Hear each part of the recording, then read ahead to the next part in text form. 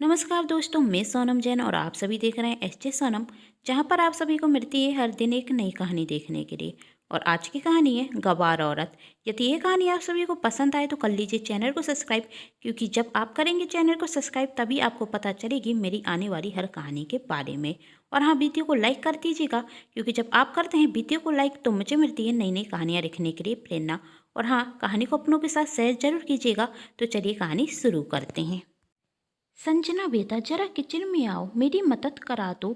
अनीता ने अपनी 18 वर्षीय बेटी संजना को बुलाते हुए कहा। संजना किचन में जाती और कहती, क्या है मम्मी? तब अनीता ने कहा, बेटा आप यह सलाद बना दो और मैं जब तक गरम गरम पूरी निकालती हूँ।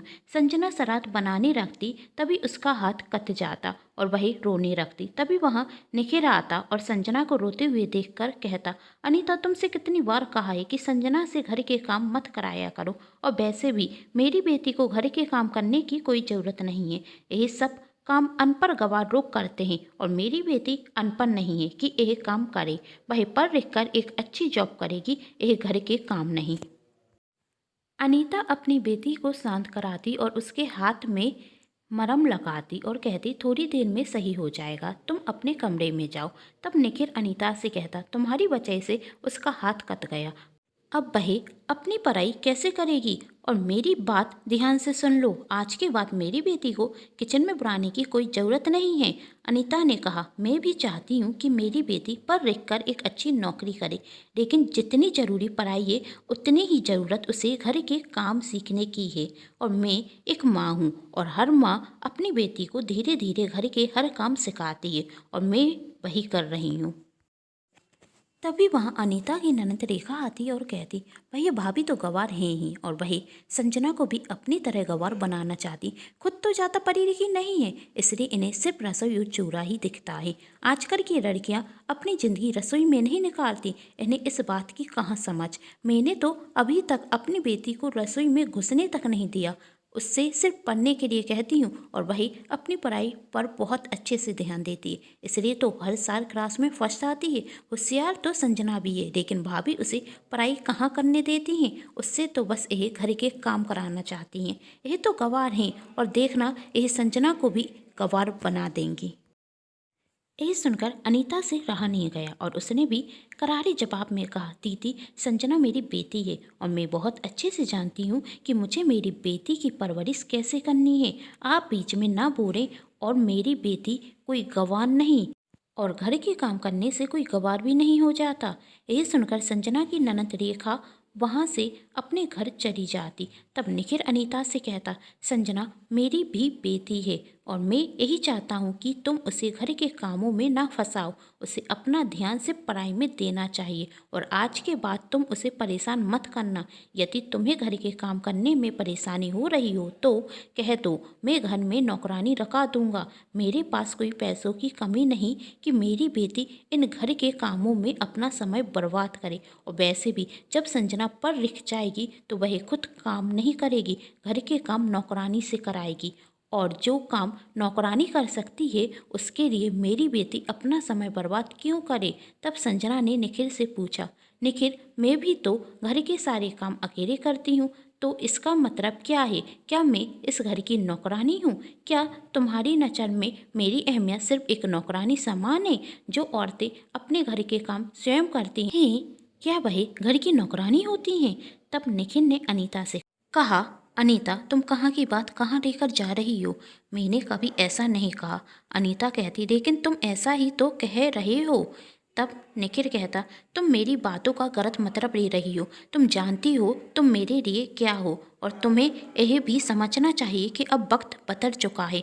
हाँ, पहले लड़कियों का हुनर घर के काम, खाना बनाना और सिलाई कढ़ाई से ही जाना जाता था, लेकिन आज के टाइम में यह सब महत्व नहीं रखता।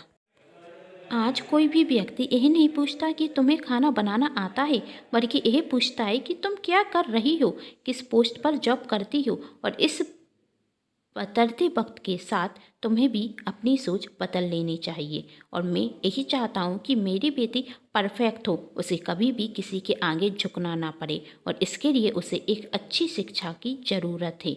तो उसे सिर्फ पढ़ाई पर ध्यान देने दो, घर के कामों पर नहीं, कहकर निखिल वहाँ से चला जाता। और संजना सोचती, निखिल मैं भी तो यही चाहती हूँ कि मेरी बेटी हर काम में परफेक्ट हो, सिर्फ शिक्षा में ही नहीं बल्कि हर एक काम में परफेक्ट हो। मैं भी यही चाहती हूँ कि मेरी बेटी को कभी भी किसी के आगे झुकना ना पड़े, इसलिए तो मैं उसे हर एक काम में परफेक्ट बनाना चाहती हूँ। कुछ दिनों बाद निखिल की माँ कामनी जी घर पर रहने के लिए आती और वह अनीता से कहती, बहू आज खाना मैं बनाऊंगी, वह भी अपने बेटे के पसंद का। बहुत दिनों बाद उसे अपने हाथ का खाना खिलाऊंगी, उसे मेरे हाथ का खाना बहुत पसंद है। तब अनीता ने भी कहा, मम्मी जी मेरी बेटी को भी मेरे हाथ का खाना बहुत पसंद है। हर बच्चे को अपनी माँ के हाथ का खाना पसंद होता है ना। तब कामनी जी ने कहा, हाँ पर ऐसा क्यों होता है, अनीता ने पूछा। कामनी जी ने कहा, क्योंकि माँ के हाथ में ममता का स्वाद होता है। हर एक माँ अपने बच्चे को जिस प्यार से खाना खिलाती है उस प्यार से खाने का स्वाद बढ़ जाता है। थोड़ी देर में कामनी जी, अनीता, निखिल, संजना खाना खाने के लिए बैठती। तभी अनीता के घर की बेल बजती। अनीता दरवाज़ा खोलती तो उसकी ननंद रेखा आई हुई थी। उसने तीखे स्वर में कहा, मेरी माँ आई है इसलिए मैं घर पर आई हूँ, वरना जिस दिन आपने मुझसे कहा था कि मेरे घर से मतलब मत रखो उस दिन से तो मैं आपके घर में आना भी पसंद नहीं करती। अनीता ने अपनी ननद से कुछ नहीं कहा और वह दोनों अंदर आ जाती। तब कामनी जी रेखा से कहती, सही टाइम पर आई हो बेटी, चलो खाना खा लो। निखिल और रेखा खाना खाते ही साथ कहते, माँ आज आपने खाना बनाया है ना, बहुत दिनों बाद आपके हाथ का खाना खा रहे हैं, लेकिन स्वाद पहले की तरह है।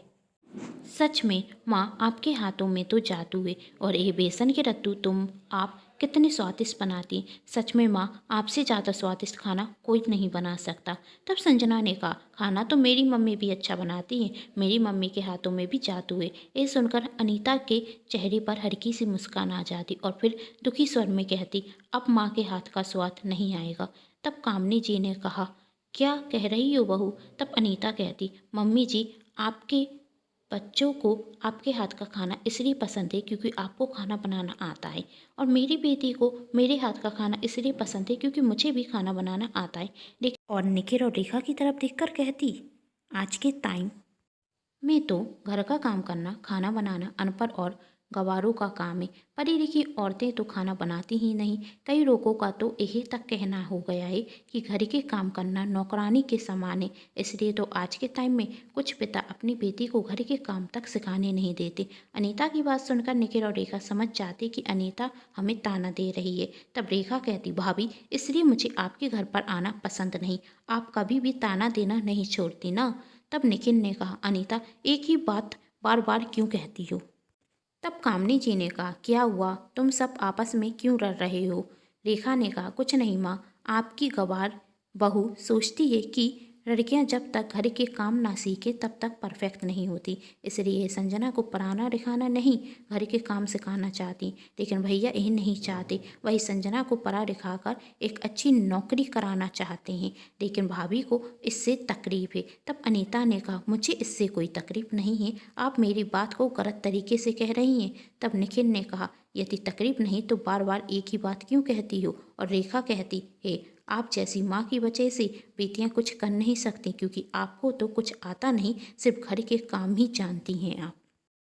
तब कामनी जी ने अपनी बेटी रेखा को रोकते हुए कहा, तुम किस तरीके से अपनी भाभी से बात कर रही हो, बार बार मेरी बहू को गवार क्यों कहती हो, और तुम कौन सी पढ़ी लिखी होने का सबूत दे रही हो। क्या किसी का अपमान करना पढ़े लिखे लोगों का सम्मान होता है।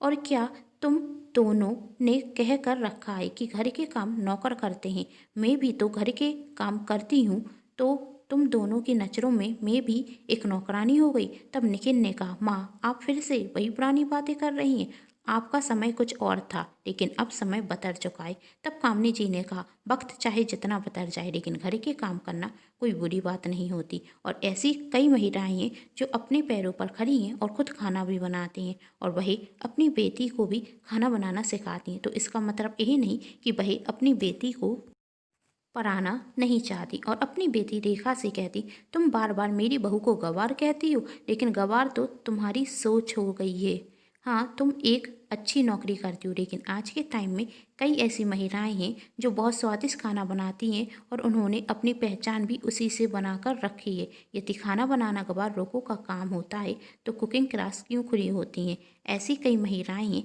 जिन्होंने स्वादिष्ट खाना बनाकर अपनी पहचान कायम की है, और वही महिलाएं बहुत पढ़ी लिखी भी होती हैं, उनके पास भी बहुत बड़ी बड़ी डिग्री होती हैं, और ऐसी महिलाओं को हम भी जानते हैं और उनका नाम बहुत आदर से लेते हैं, उनके नाम की मिसाइलें देते हैं। सिर्फ महिलाएं ही नहीं, पुरुषों ने भी अपना बहुत नाम कमाया है। यदि उनके माता पिता भी यही सोच रहे थे हमारे बच्चे खाना बनाएंगे तो कभी सफल नहीं हो पाएंगे, तो आज वही अपनी पहचान नहीं बना पाते।